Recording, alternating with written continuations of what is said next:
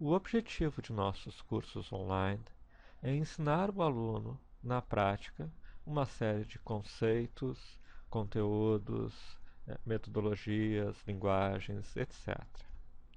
Para isso, os cursos podem ser de diferentes formatos, no sentido da gravação e exposição deles. Podemos ter, por exemplo, contextos de demonstrações práticas. Isso é particularmente comum quando estamos tratando de cursos de ferramentas e cursos de linguagens de programação.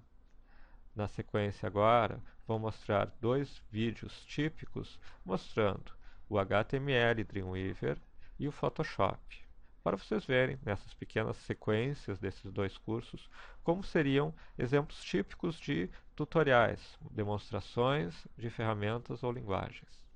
Eu só vou abrir aqui então meu arquivo empresa, que eu vou inserir uma foto e posicionar ela relativa ao texto.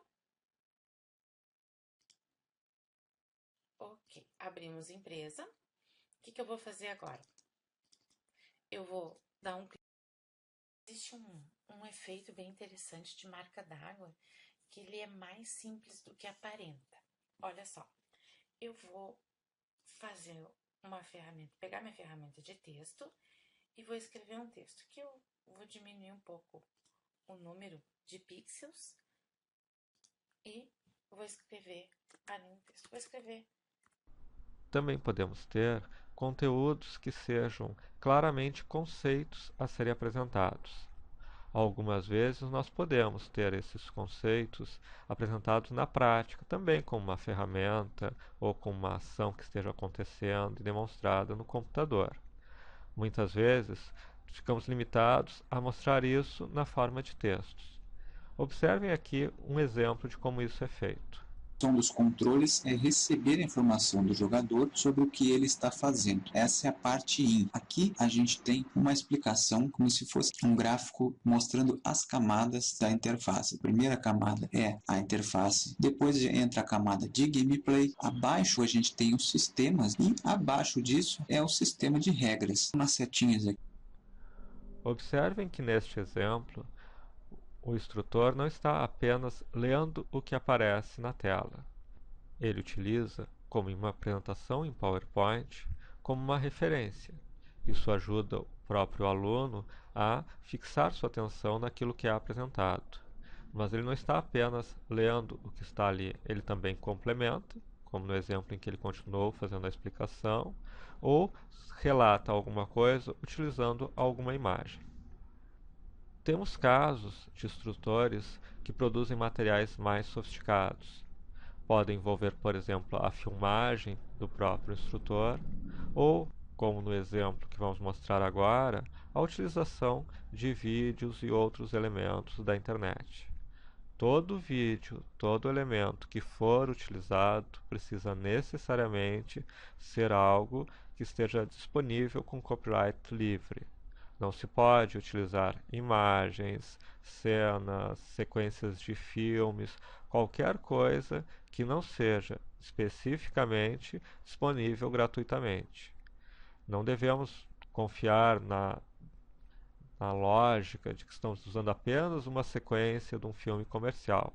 Nós estamos usando para um objetivo comercial de ensino aquele material. Logo, só podemos utilizar materiais gratuitos disponibilizados na internet, que não tenham nenhuma questão de direito autoral envolvido. Observem a próxima sequência de vídeo. Cor é a percepção da luz solar pelos nossos olhos. Segundo a física, a luz é uma onda. Mas como a sua frequência é muito alta, nós não a vemos indo para cima e para baixo. A frequência da luz nós chamamos de cor. A frequência de luz mais baixa que os nossos olhos conseguem enxergar é o vermelho, e a mais alta é o violeta. A luz emite todas as frequências. Mostramos então o que? Basicamente, demonstrações de pequenos fragmentos de nossos cursos, em que é ensinado através de uma prática mostrando na tela do computador, ou, em outros casos, utilizando imagens e textos enquanto narramos determinado conceito e explicamos ele. Fundamentalmente, não estamos apenas lendo algo, nem estamos apenas utilizando uma série de ações sem explicar corretamente o que estamos fazendo. O objetivo é que o aluno possa, no caso das apresentações, reproduzir o que está vendo, no caso dos conceitos, entender de forma clara aquilo que é apresentado. Nossos cursos, no entanto, não se limitam a isso. O objetivo é induzir o aluno a praticar, trabalhar com os conceitos, utilizar as ferramentas e, assim, absorver de uma forma mais completa aqueles conteúdos. Logo, o que nós devemos também, como parte dos cursos, é definir e apresentar exercícios para serem realizados, na medida que isso for possível e fizer sentido dentro do conteúdo do curso. Por exemplo, a sequência seguinte mostra um exemplo, o início de um desafio que é apresentado para um curso específico de programação. Nessa etapa do curso, já vimos os principais conceitos que compreendem um curso básico típico de lógica de programação. Vamos agora fazer mais um desafio. Dessa vez, gostaríamos que o desafio fosse todo ele colocado dentro de uma função. Nosso desafio é implementar a função Fibonacci. Na tela, vocês podem ver a definição da função Fibonacci. Basicamente, a função Fibonacci de 0 retorna 0, a função Fibonacci de 1 retorna 1, e para todos os números acima de 1, a função retorna o valor Fibonacci dos dois números anteriores. Assim, Fibonacci de 2 é a soma de Fibonacci de 1 e de 0. O que é feito é apresentar o desafio para o aluno realizar em um vídeo e no vídeo seguinte mostrar como é a resposta daquele desafio, de forma que o aluno possa estudar por conta, tentar e, conseguindo ou não conseguindo, na sequência assistir como o desafio é solucionado. Assim sendo, temos aqui uma explanação dos principais modelos utilizados para os nossos cursos. Via de regra, tudo isso pode ser feito utilizando software simples de captura de imagem, utilizando áudio, microfone, sem a necessidade de câmeras ou equipamentos mais sofisticados, porém, com o cuidado não só de ter uma narração limpa, mas também de não ter muito ruído e ter um bom ajuste no microfone. Por exemplo, se você falar muito baixo, isso poderá ter problemas no som do curso. E se você colocar uma alta sensibilidade no áudio, pode ter muitos ruídos externos atrapalhando a gravação.